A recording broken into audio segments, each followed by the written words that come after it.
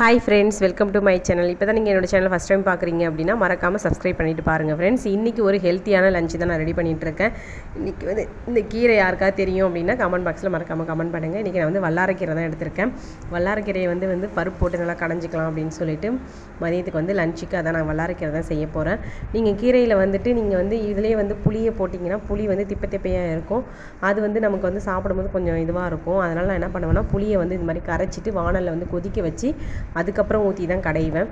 அது மாதிரி ட்ரை பண்ணி பாருங்கள், சூப்பராகவே இருக்கும். அதுக்கப்புறம் பார்த்திங்கன்னா வந்துட்டு மதியத்துக்கு வந்து பார்த்திங்கன்னா கெட்டியான தயிர், பசுந்தயிர் தான் வந்து ரெடி பண்ணி வச்சுருக்கேன்.